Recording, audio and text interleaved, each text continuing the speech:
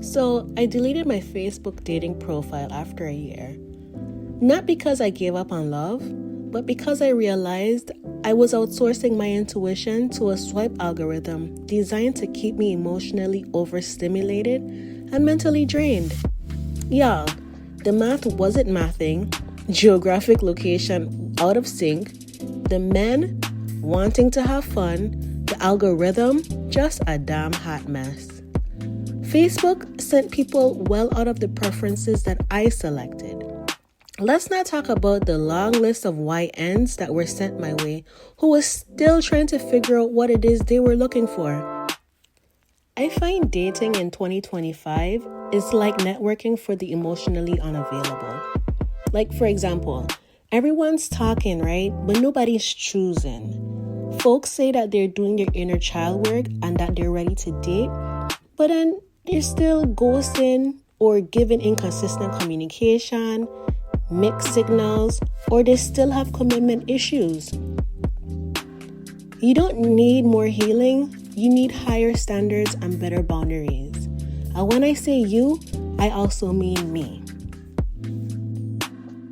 I want to give you a little story time about the last person that I've matched with on the Facebook dating app.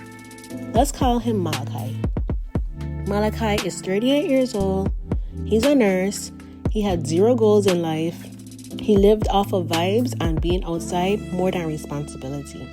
He also claimed that he respected women, yet he couldn't respect her timeline. So we talked for about 2 weeks, and by the 2nd week, I was comfortable doing a date in person just to see how our vibes would be being around each other. And I'm not gonna lie, on the first date, we met at a bar and restaurant, and the vibes were good. The conversations were really good. So we decided to meet again for a second date, but this time for lunch at the same place. Now, on date number 2, I'm trying to have more of serious conversations, in-depth conversations, and I also wanted to circle back on a question that I asked him over the weekend that he told me he wanted to discuss further in person. I noticed questions like serious questions made him stumble or clam up. But let me tell you, he was more than comfortable while we were eating our appetizers to lean across the table and say, I don't know if I should say this. I was like, go ahead, just say what you have to say.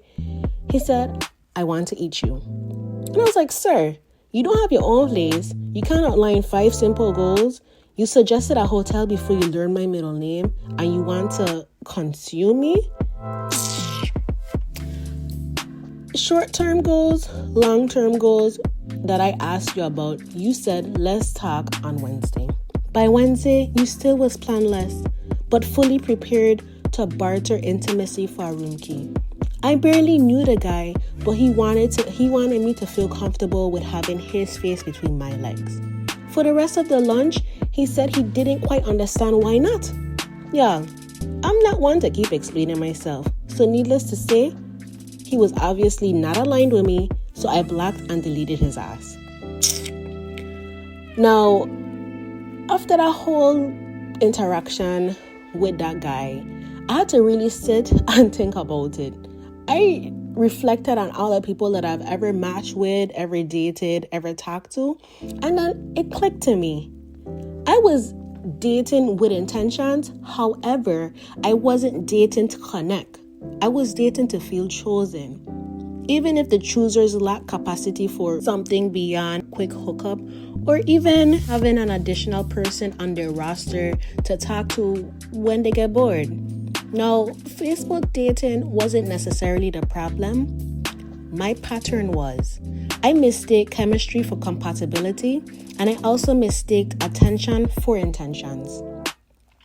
That's when I decided to just delete the app.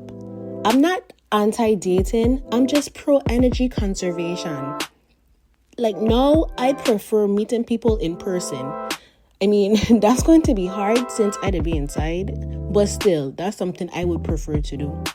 The vibe I want now is clarity, consistency, and reciprocity. If that sounds boring to someone, they're still addicted to chasing chaos. Prove me wrong.